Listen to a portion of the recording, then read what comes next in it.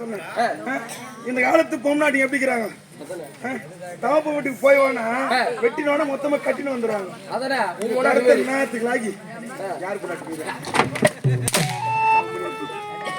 ஏண்டா அப்படி இந்த காலத்து பொம்பளைங்க கேவலம் என்னடா கட்டேன் திருமணமான நாள் முதல் இது வரையில் இது வேணும் அது வேணும் போய் நின்று இருப்பா ஒரு போது கேட்டிருப்பா இல்ல மாமனார் வீட்டு தான் அமைச்சிருப்பேன்.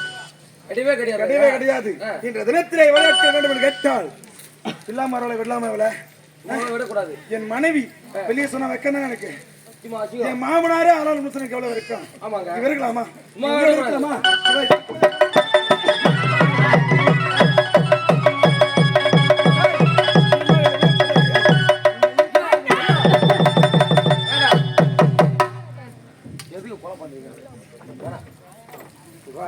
உதவாத பொருள் எதுக்கு? அதை கூட வேற ஐடியா சொல்றேன். என்ன? அம்மா போய் முதல்ல சமாதானம் பத்தியா உள்ள வச்சுட்டு வா. அப்படியா? எனக்கு உடனிருந்து ஒரு வருமுன் உரைப்பவன் மந்திரி. ஆமாங்க. அதாவது என் மனைவி அனுப்பிவிட்டு வரேன். அனுப்பிட்டு வாங்க. மரிதேவி மரிதேவி மரிதேவி உன்னை இவதான் பொண்ணு, இவதான் பொண்ணு. அடிச்சா கூட ஏங்க என்ன யார் அடிச்சது? நீங்க தானே. நான் தவறாகவே நினைக்க மாட்டேனே. உடனடியாக நானும் கணக்கு பிள்ளையும் அறுவடை செய்ய வேண்டுமே. அதற்கான தகுந்த ஆலோசனை செய்வதற்காக சிறிது நாளும் இந்த கிராமத்தை விட்டு வெளியே செல்ல போகின்றோம். அது வரையிலும் நீ இல்லத்தில் ஓய்வெடுக்க வேண்டும். பார்க்கின்ற நேரத்தில் உன்னை அடித்து விட்டேன். ராஜா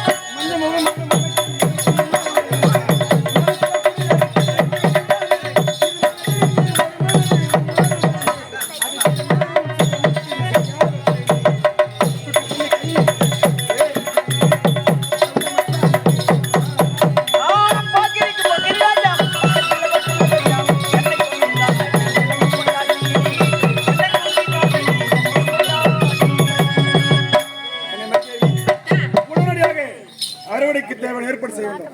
ஆகையால் சென்று